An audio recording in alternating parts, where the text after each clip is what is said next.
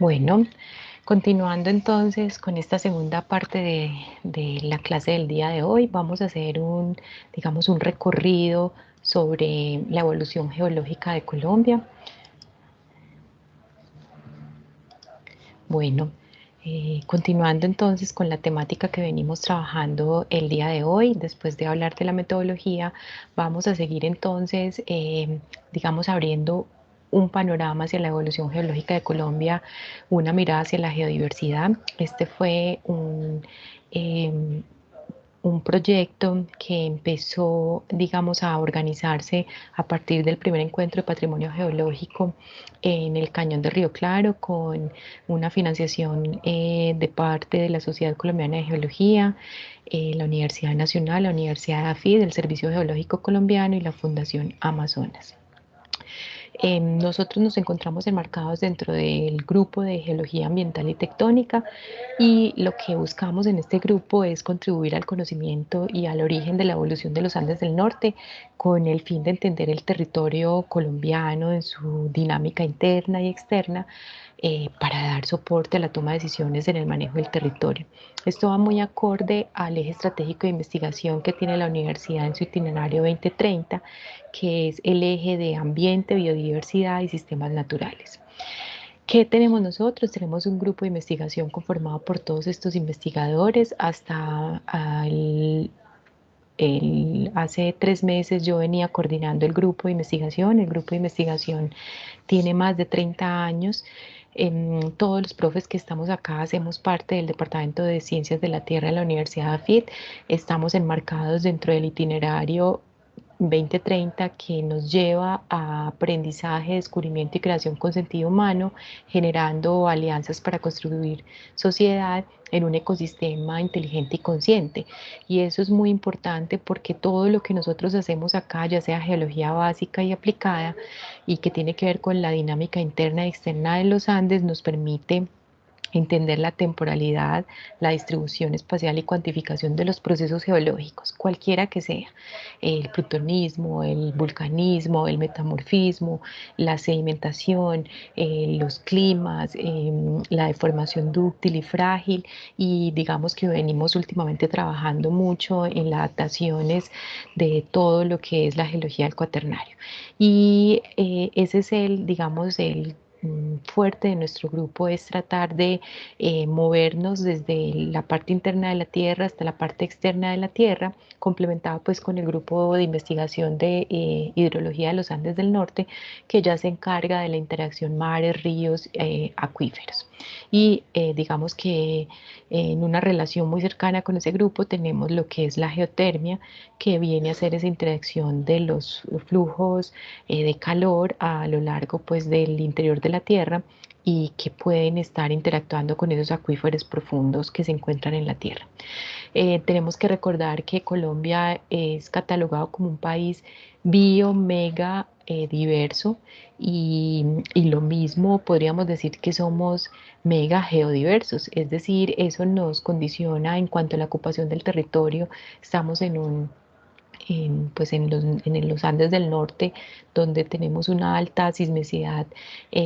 asociada pues a la interacción de las diferentes placas, la placa Nazca subduciendo debajo del bloque norandino, y la reactivación de varios de estos sistemas de fallas que vienen controlando pues las diferentes cordilleras que vemos acá. Tenemos dos océanos: la zona litoral, la región Caribe, la Sierra Nevada de Santa Marta, la región de La Guajira, muy parecida a lo que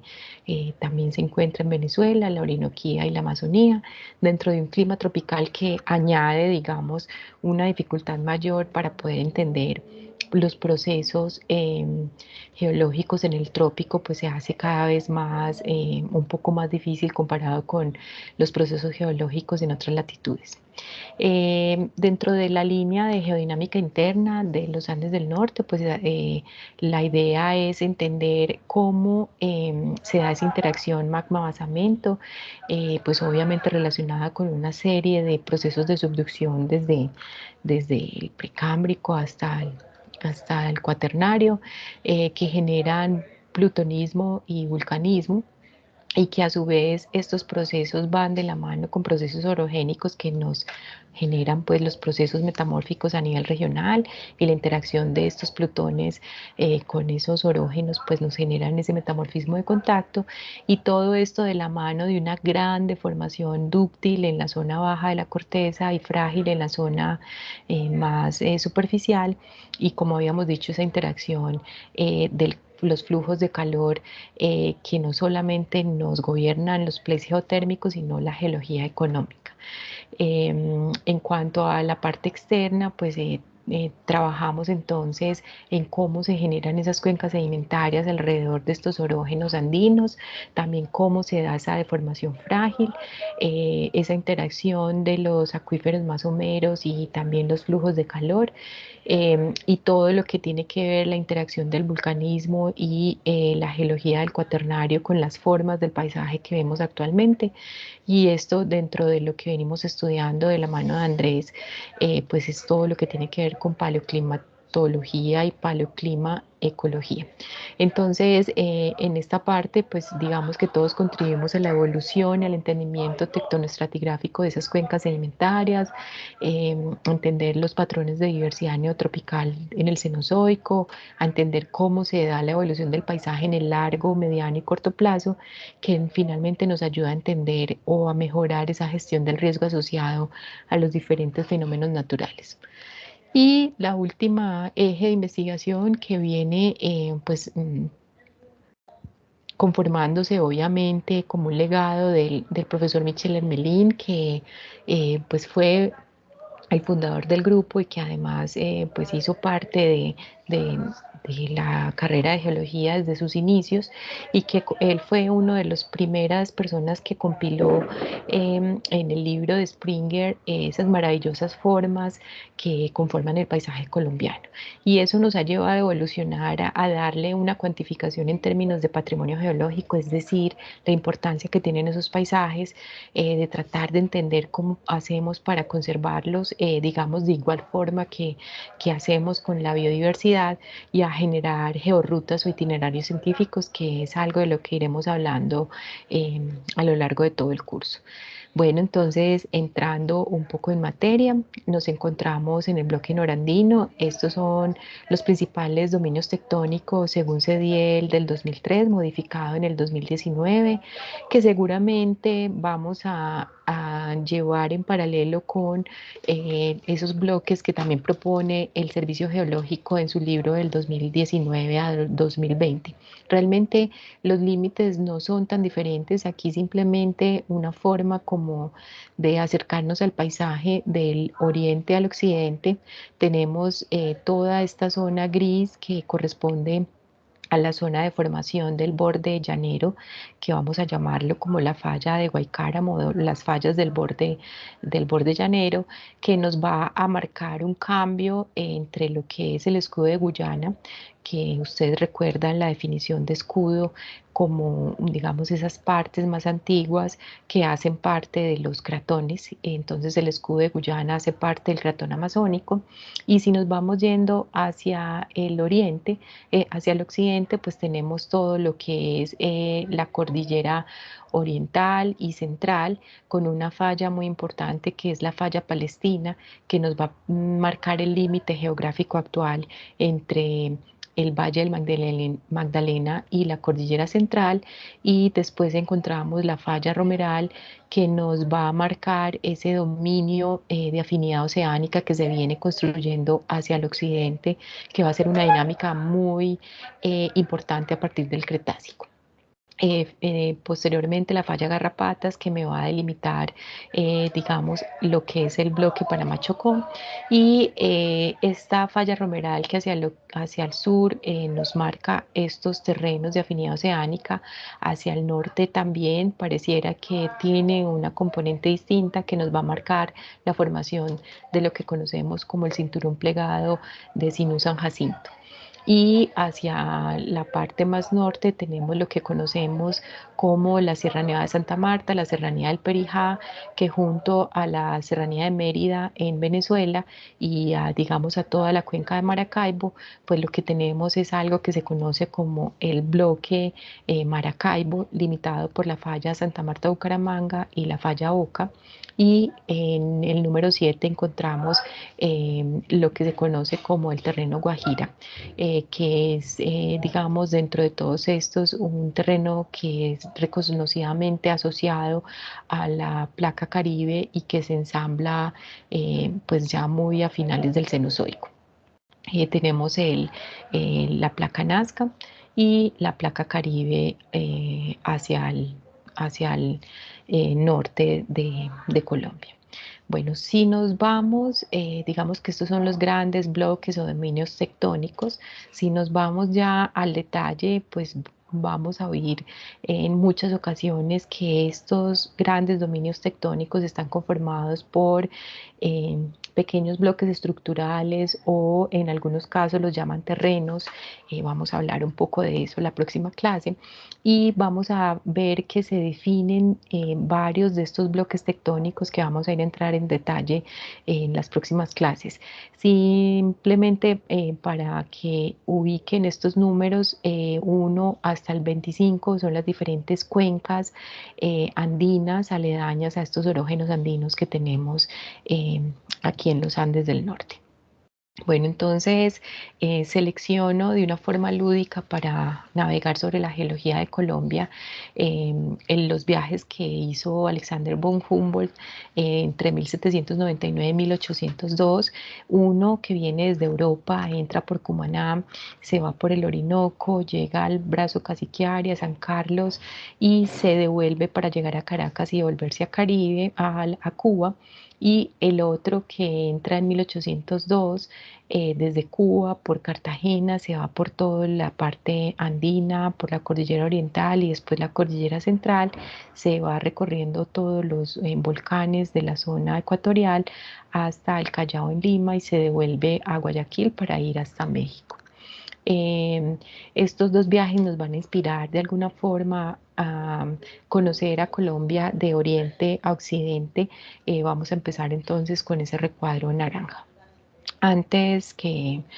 empezar con todo esto, entonces tenemos que prácticamente, si viéramos todos los ambientes tectónicos que son, digamos, posibles en la Tierra, desde los rifting continentales, los escudos, la zona pues de los cratones y de los escudos, las cuencas continentales que se forman en estos zonas cratónicas, los rifts continentales asociados a puntos calientes continentales, la formación de cuencas ante país, los arcos magmáticos, digamos todo el proceso orogénico y metamórfico asociado a las zonas de subducción, el flujo de todos esos, de esos fluidos y de calor hacia las zonas aledañas generando los depósitos de tipo hidrotermal, el margen acrecionario, el prisma acrecionario, las cuencas oceánicas que me generan los Middle Oceanic Ridge Basalts y todo esto prácticamente asociado a diferentes procesos mineralizantes que vamos a tener desde sedimentarios con petróleo, gas, evaporitas, y los BIF que se encuentran en las zonas precámbricas, oro y tungsteno en las zonas de cizalla que se pueden encontrar en las zonas de los cratones. Las cuencas continentales que normalmente tienen petróleo, gas y carbón y asociado a procesos hidrotermales que pueden tener plomo, zinc y fluorita. La segregación magmática que se puede dar asociado a un rift continental, asociado a un punto caliente. También pues los procesos sedimentarios, los enriquecimientos de tipo pórfido y beta de oro, plata, molibdeno, tungsteno, zinc, plata, hierro, etcétera, y los depósitos asociados a las zonas de melange y a las zonas de los MORP, que pueden estar, digamos, almacenándose dentro de estos prismas acrecionarios, o la segregación magmática de cromo, platino y sulfuros hidrotermales de cobre y zinc asociados a estas placas oceánicas. Retomando entonces el viaje de Humboldt, nos vamos a navegar desde el este, lo que conocemos como el escudo de Guyana, geográficamente los llanos orientales, y prácticamente vamos a escoger cómo navegar sobre esto a partir de los parques nacionales naturales. Ustedes saben que este es el Sistema Nacional de Áreas Protegidas, SINAP, y cada una de estas zonas amarillas lo que nos dice es la conformación de estos parques nacionales naturales, unos distritos nacionales de manejo integrado, unas áreas protegidas en diferentes colores y áreas protegidas de administración privada. Vamos entonces a navegar de oriente a occidente, pero también del precámbrico hacia el cuaternario. Entonces, retomemos el viaje de Humboldt cuando entra a Colombia por el Orinoco. Una de las mejores exposiciones se encuentran en lo que conocemos como el Parque Nacional Tuparro. Cuando llegamos al Parque Nacional del Tuparro, que es uno puede viajar hasta Puerto Carreño e ir a los raudales de Maipure de Maipure, pues lo que podemos pisar es parte de este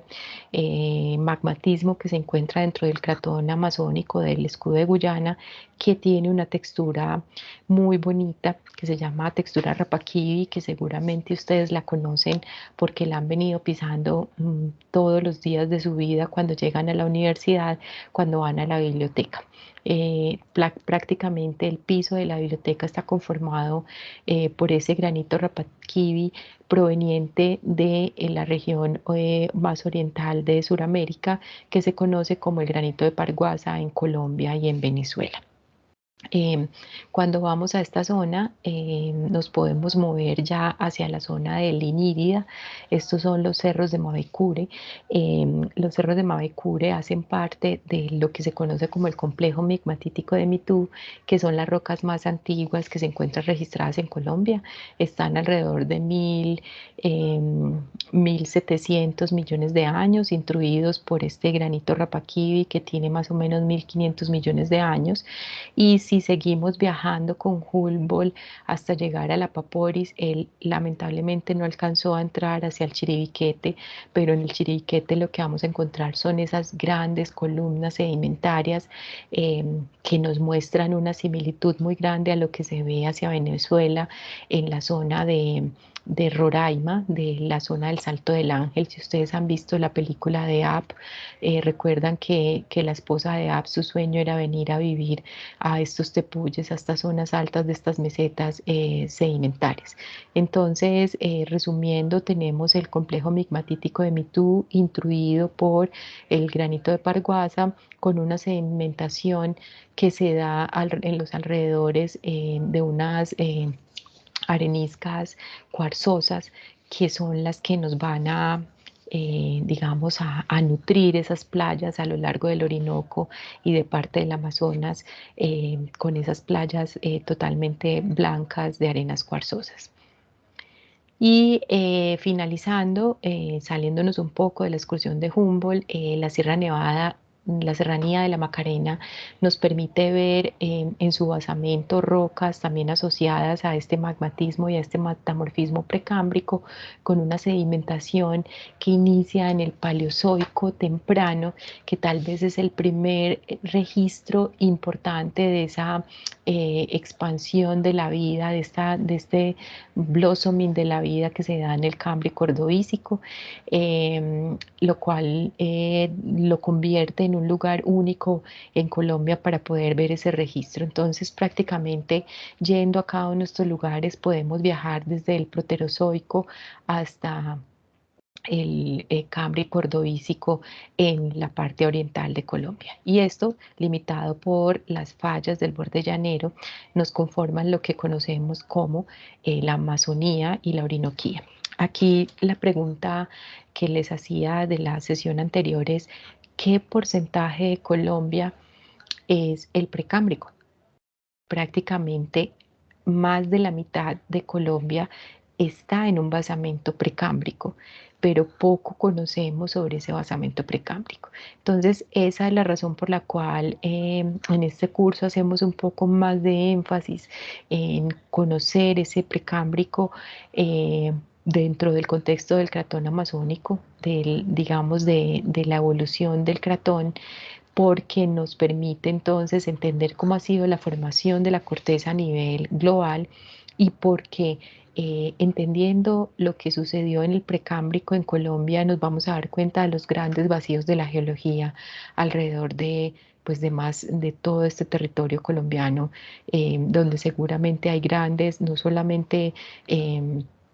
de grandes reservas asociadas a la biodiversidad, obviamente, pero también estos ríos han sido, digamos, ampliamente explotados porque en ellos drenan gran cantidad de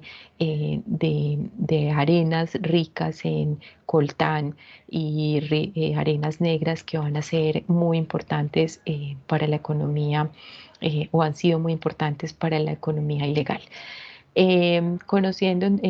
volviendo pues a Humboldt con el viaje que él ya hace de vuelta en 1802 y centrándonos entonces ya en esta zona de los Andes, dejando un poco lo que es el escudo y entrando a la formación de las cuencas continentales y al rifteamiento que se da en ellos, en estos basamentos,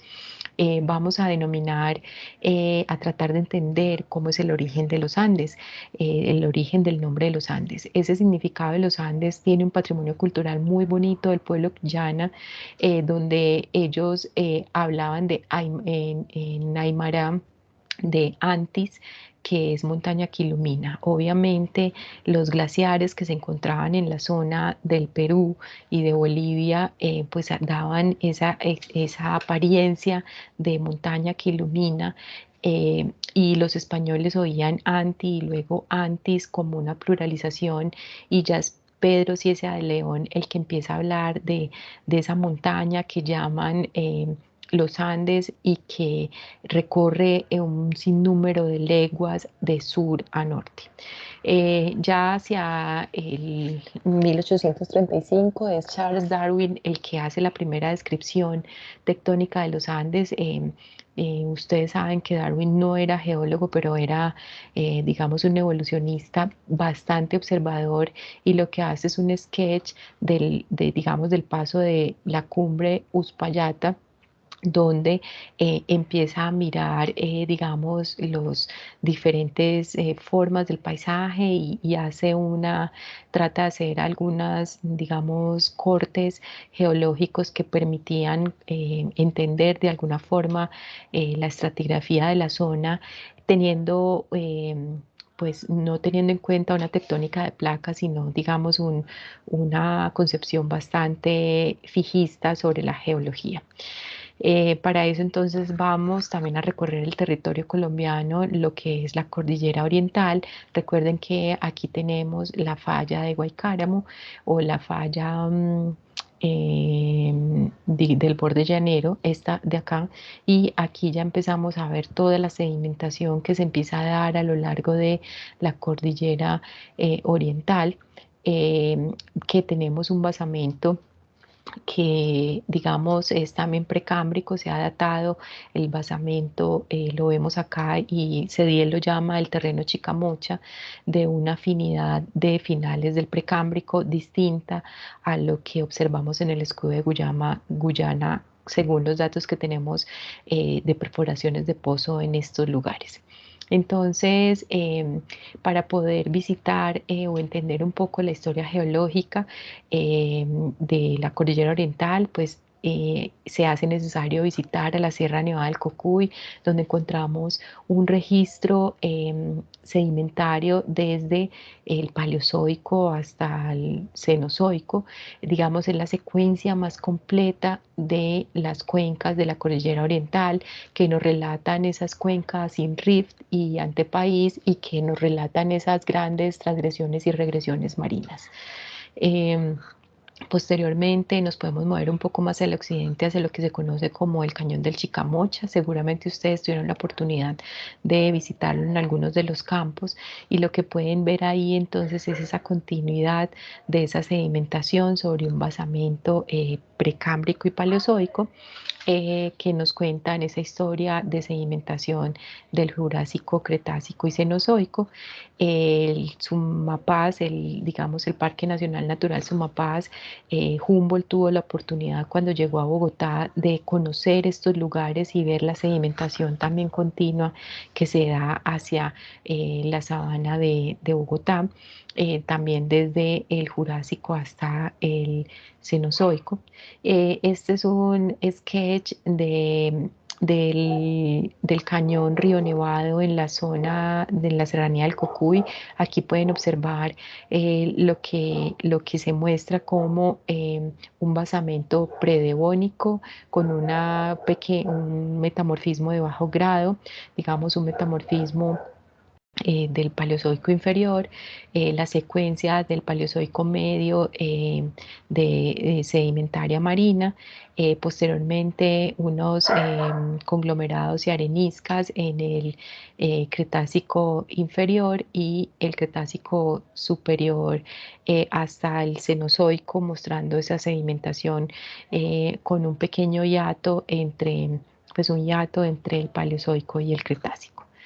Eh, ya moviéndonos entonces un poco, importante entonces que esta sedimentación que vemos acá, digamos, se correlaciona a lo largo del Valle del Magdalena, y cuando nos movemos hacia la cordillera central encontramos un ambiente, digamos, muy distinto. Dejamos de ver esa sedimentación cretácica, y esa sedimentación, no tenemos registro de una sedimentación más antigua, exceptuando pues por el protolito que conforman estas rocas que están aquí en el núcleo de la cordillera central. Este bloque lo llama Cajamarca Valdivia en términos de Sediel, y lo llama el terreno Tami en términos de Tuzán y Restrepo, que es algo de lo que vamos a ir viendo en paralelo. Para eso entonces escogí la ruta de Río Claro. Los que han tenido la oportunidad de ir a Río Claro, esta es la vía Medellín, Medellín-Bogotá. Aquí está la cementera de Argos. Cuando ustedes entran a Río Claro pueden encontrar una serie de rocas, mármoles con textura flysch, que nos muestra como esa sedimentación en intercalaciones de mármoles con grafito, con esquistos grafitosos, y posteriormente llegamos a una zona de mármoles bastante puros, que es lo que se explota en la zona de Río Claro y que conforma esto que llamamos la playa mármol en el cañón de Río Claro, en la reserva Río Claro. Cuando entonces ustedes van pasando o se van por el sendero, pueden llegar a las diferentes geoformas kársticas y pseudokársticas, endokársticas,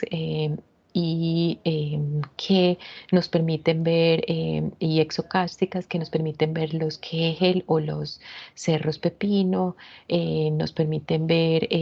endokársticas, estas, digamos, la formación de estalactitas, estalagmitas, la caverna de los Guácharos, entre otras. Entonces, cuando uno llega a Río Claro, empieza a ver un basamento metamórfico de intercalación de mármoles, cuarcitas y esquistos grafitosos altamente deformados, que, digamos, han tratado de ser datados y se encuentran en un rango del Paleozoico. Algunos proponen que es del Paleozoico inferior, otros del Paleozoico medio a superior. Lo que falta es bastante trabajo sobre esto, pero lo que es claro es que el mayor metamorfismo que se encuentra en la zona parece estarse reflejando en el Permo Triásico, que corresponde con la conformación del supercontinente Pangea. Eh, digamos, estos mármoles se han analizado y se han encontrado una serie de estructuras cilíndricas asociadas a unos crinoideos, que para algunos pueden corresponder a unos pues, pequeños animales que vivieron en el Ordovícico. A nivel macroscópico pues podemos ver pues mármoles de bastante, digamos, con textura sacaroidal. Esto es a nivel microscópico, seguramente lo vieron en rocas metamórficas. Pareciera que tuviera una recristalización. Entonces, lo que vemos aquí en esta reconstrucción, posiblemente viniendo desde el escudo de Guyana hasta la cordillera central, tenemos entonces todo este basamento del cratón amazónico, del escudo de Guyana, que es el complejo migmatítico de Mitú, con esa sedimentación que vimos parecida a lo que se ve en Venezuela, con una serie de gravens que generaron, digamos, nos dieron la posibilidad de hacer una depositación sedimentaria amplia en los llanos orientales, y posteriormente vemos que en la falla del borde llanero ya vemos unas rocas metamórficas que se encuentran en el basamento, en el cañón del Chicamocha, en el cañón, en la Sierra Nevada del Cocuy, con una serie de intrusivos que nos están mostrando un metamorfismo del Paleozoico inferior, con un basamento de edad del Proterozoico tardío, y posteriormente estas facies graptolites, estas facies que nos pueden estar indicando que se abría una cuenca antearco con un proceso de subducción que es posiblemente el que nos va a dar el acercamiento de todas estas rocas que conocemos como el complejo Cajamarca, que también lo vieron ustedes en rocas, pues en sus materias de rocas metamórficas. Entonces, viendo estas grandes intrusiones, bueno, en rocas metamórficas seguramente vieron que las más antiguas entonces se encuentran hacia el cratón amazónico, el escudo de Guyana, unas rocas un poco más antiguas del Paleozoico, unas rocas del Paleozoico inferior y unas rocas del Paleozoico superior, y digamos que así vamos conformando el registro metamórfico, intruido por unas rocas del Paleozoico medio y del Paleozoico tardío. Cuando ya tenemos esta evolución y, digamos, conformamos este paisaje hacia el Permo-Triásico, lo que sucede de ahí en adelante es que a esta zona llega la intrusión de lo que conocemos como el batolito antioqueño, y el batolito antioqueño va a imprimir un metamorfismo de contacto en toda esta región, y ya desde finales del Cretácico y en el Cenozoico se empieza a dar la formación de digamos, todo lo que está asociado a la orogenia andina. Y los procesos pues más actuales a lo largo de los sistemas de fallas, en este zonita roja que se encuentra Río Claro, pues permite la formación de todos estos paisajes kársticos y endocársticos. Entonces, resumiendo, las rocas en los alrededores de Río Claro nos permiten ver cómo fue la depositación de esas rocas calcáreas en una cuenca marina somera, cómo esas rocas en intercalaciones con unas rocas pelíticas nos pueden dar ese metamorfismo a lo largo del basamento de la cordillera central que conocemos como el complejo Cajamarca, que esas rocas parecen estar, digamos, afectadas por el metamorfismo regional asociado a la conformación de Pangea, y con un metamorfismo dinámico asociado a la reactivación de todas esas fallas que se encuentran en los alrededores, pero que la intrusión de las rocas tipo batolito antioqueña a finales del Cretácico pues digamos que generó un metamorfismo regional y de contacto. Y que eso es lo que podemos observar simplemente yendo a una excursión en el cañón de Río Claro. Entonces tenemos un proceso de rifteamiento posrodinia que ocurrió a finales del Precámbrico, una sedimentación marina y un proceso orogénico asociado a la conformación de Pangea. Bueno, para todo esto, entonces, digamos que era muy importante tratar de llevar el conocimiento geológico a otros niveles, y esto es lo que hicimos con el trabajo que venimos haciendo con ISAGEN a partir de un trabajo en los alrededores de las hidroeléctricas de ISAGEN en el oriente antioqueño, y este es el trabajo que hicimos en las centrales hidroeléctricas Jaguas, Calderas y San Carlos. Esto es simplemente un material divulgativo que hicimos en una serie de georrutas que conformamos a nivel participativo con las personas que trabajan en las centrales hidroeléctricas de Isagen. También tuvimos la oportunidad de trabajar con los niños de la escuela de la vereda Los Medios, con los cuales tuvimos salidas de campo y les, digamos, enseñamos a conocer su entorno y cómo fue la formación, cómo ha sido la formación del paisaje. Bueno, aquí estábamos con la profesora y con los estudiantes reconociendo un poco esas rocas y digamos, esa historia en sus alrededores. Esto nos llevó también a hacer la construcción de algo que conocemos como el Startup Geografía de la Guerra. eh, Voy a simplemente a inspirarlos un poco mostrándoles el podcast de Geografía de la Guerra que lo inició mi estudiante Miguel Ángel Tavera, que conocí casi que de la misma edad que los conocí a ustedes cuando entraron a Introducción a la Geoquímica. Terminó haciendo su trabajo de grado en el también juntos en el volcán, en patrimonio geológico en el Nevado del Ruiz, y terminó haciendo su maestría también conmigo en geoconservación y lamentablemente falleció hace ya más de 2 años. Este es el legado que nos queda de Miguel y vamos a oír un poco este podcast que nos cuenta Miguel. No quiero ser meramente un proyecto de construcción de memoria. Quiero narrar historias como acto de resistencia y como herramienta de educación testimonial.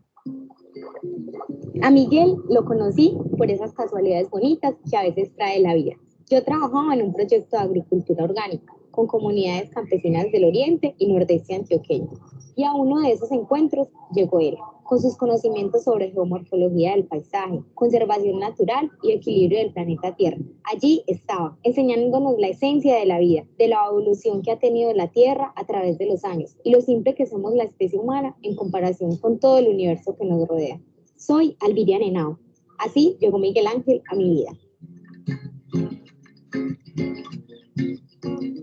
En varias ocasiones de mi vida sentía que debía volver a Guadualito, una vereda de San Rafael, mi pueblo, y donde hace 14 años todo cambió. Pensar en regresar a ese lugar me generaba miedo, pero sabía que debía volver, porque para quienes perdimos nuestros seres queridos en el conflicto, se hace necesario buscar la verdad. Regreso a la piedra,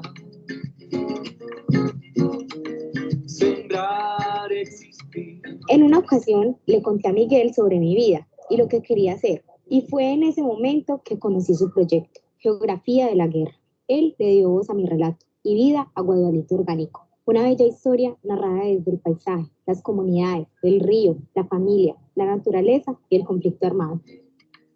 Me impulsa a seguir. Hoy les presentamos Guadualito Orgánico, una historia en las altas veredas de San Rafael, Antioquia. Tu memoria. Grabar Guadualito Orgánico fue la excusa para volver a aquel lugar que recorrí hace más de una década en búsqueda de ellos. Miguel fue quien me animó a hacerlo. Sinceramente, las 5 personas que fuimos la mañana de ese domingo sentíamos angustia, miedo, zozobra, pero al llegar a Guadualito nos encontramos con un lugar hermoso, rodeado de paisaje, de agua, de flora y fauna. La noche de ese domingo, cuando regresamos a casa, sentí un fresquito. El temor había desaparecido. Ahora Guadualito en mi mente se ha convertido en un lindo recuerdo, porque ese día hice lo que quería, buscar una parte de mi verdad. Miguel hizo posible que después de 14 años regresara al lugar donde todo sucedió. Siempre estaré agradecida con él, porque a través de Geografía de la Guerra, mi historia llegó a ustedes y a muchas personas que no conocieron de cerca el dolor que deja el conflicto.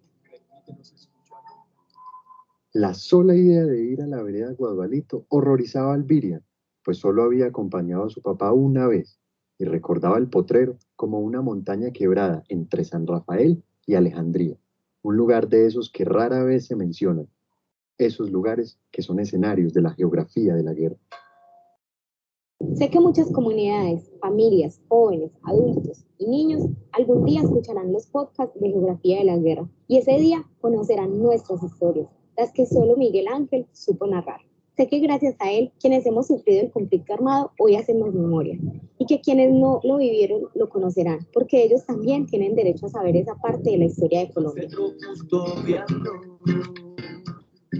Estoy segura que estamos haciendo memoria y construyendo paz, con el propósito de no olvidar y no repetir la historia en este proyecto de país. El río te canta y el río te llora, la sangre del río siempre te implora. El río te canta y el río te llora, la sangre del río siempre te implora.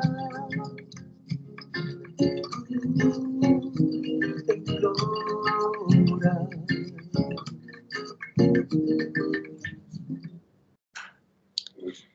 Bueno, esto es para decirles a ustedes que siempre vamos a encontrar personas que nos van a inspirar y que nos van a llevar, nos van a mostrar que la geología es mucho más que una simple datación o una sección delgada o un registro geoquímico. Realmente el sustrato en el cual está la biodiversidad es un sustrato geológico y entenderlo hace parte de entender esa diversidad maravillosa de la Tierra. Siguiendo entonces con el viaje de Humboldt, pues vamos a lo que es el arco magmático, que es lo más importante, digamos, en la actualidad, porque tenemos un arco que se va desde la zona del Ruiz Tolima hasta el Ecuador y que conforma una zona volcánica en los Andes llamada la zona volcánica del norte. Entonces ese arco magmático también es responsable desde finales del Cenozoico hasta el Cuaternario de la conformación de diferentes depósitos de tipo pórfido que van a ser bien importantes o que vienen siendo bien importantes en Colombia y que son tópico de debate también para, digamos, en términos ambientales. Este es el trabajo que presentamos en el libro de Springer en el 2019. Este es, digamos, que la configuración del arco magmático en la zona volcánica del norte que se encuentra acá, dividido en 4 segmentos, A, B, C y D, desde Colombia hasta Ecuador. Vemos que el segmento A es un poco más, digamos, es casi que la conformación de un arco volcánico casi lineal a lo largo de los sistemas de fallas. Después hay un gap hacia la zona del Valle del Cauca y posteriormente en la zona del Cauca sigue digamos, una conformación desde el volcán Nevado del Huila hasta la zona limítrofe con Nariño, una serie de volcanes que van hasta la zona de Tulcán, donde ya en Ecuador empezamos a tener digamos, un arco mucho más amplio. Entonces tenemos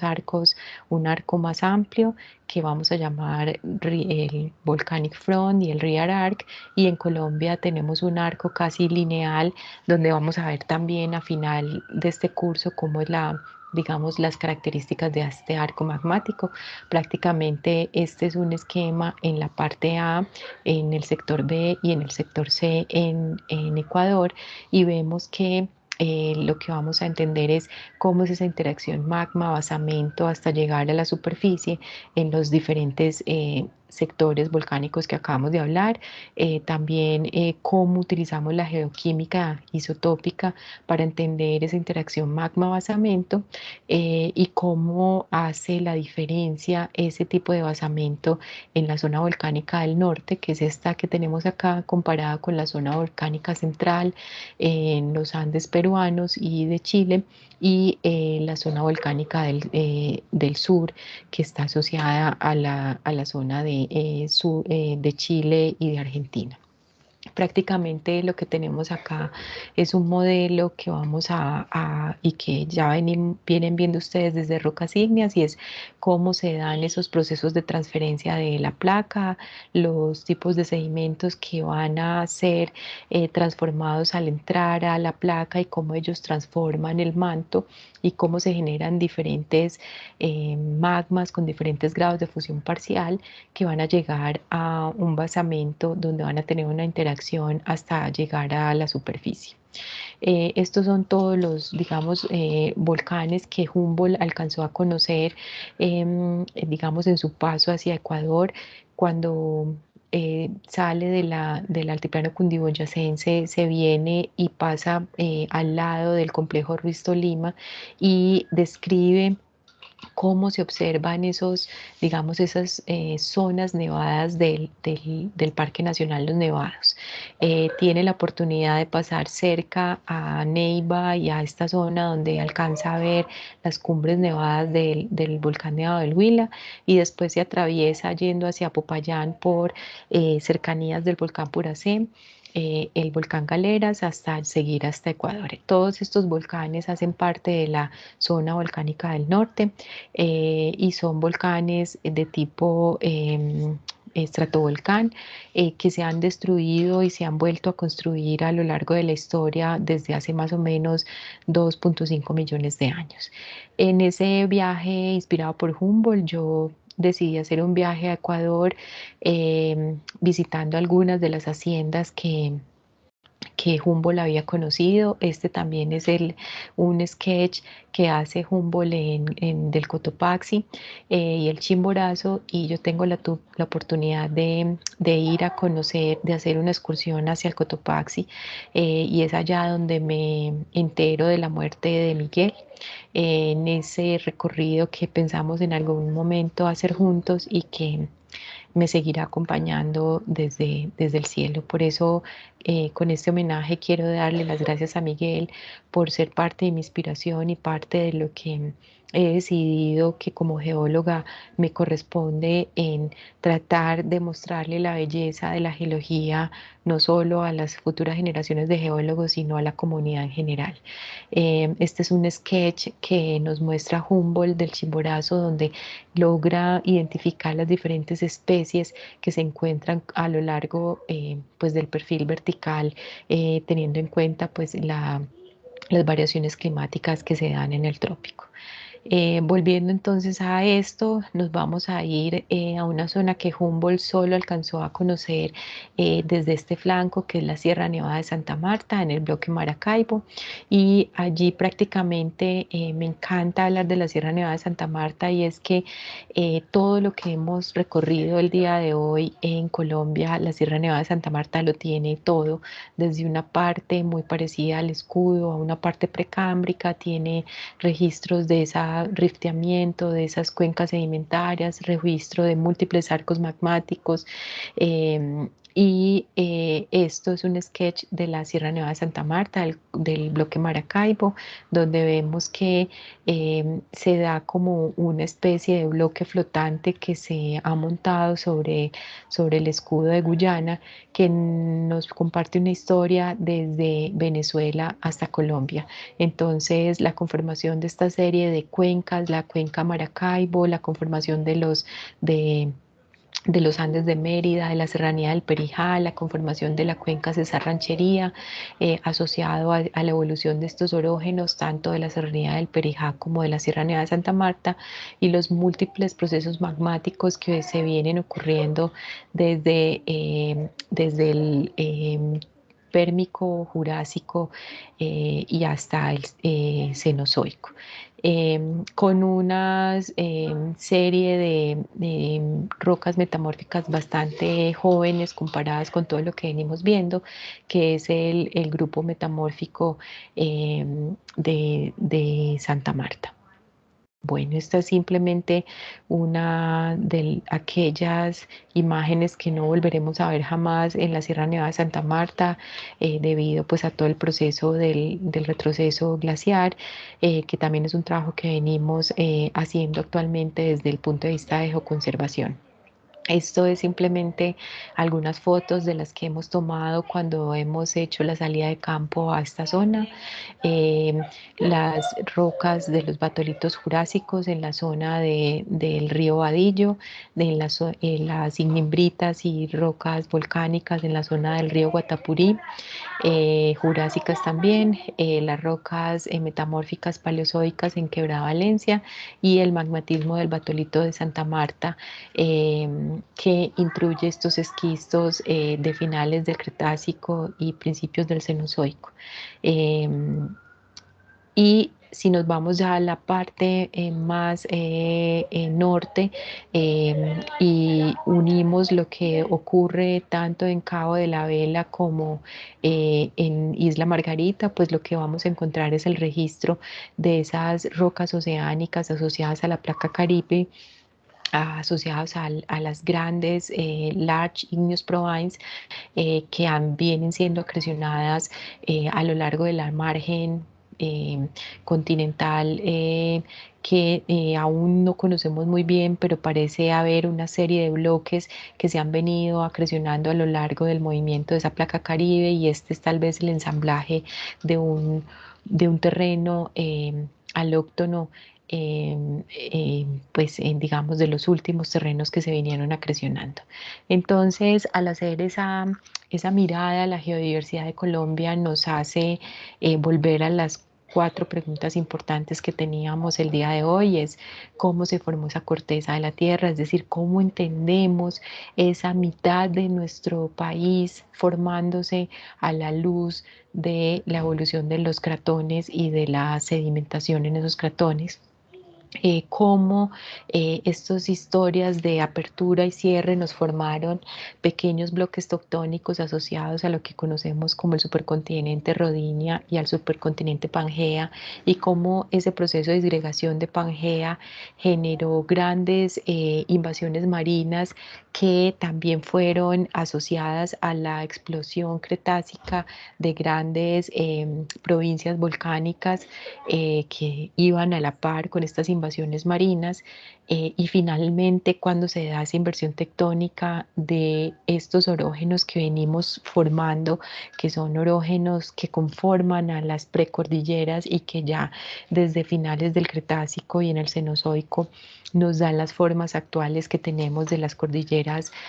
oriental, central y occidental, y los Andes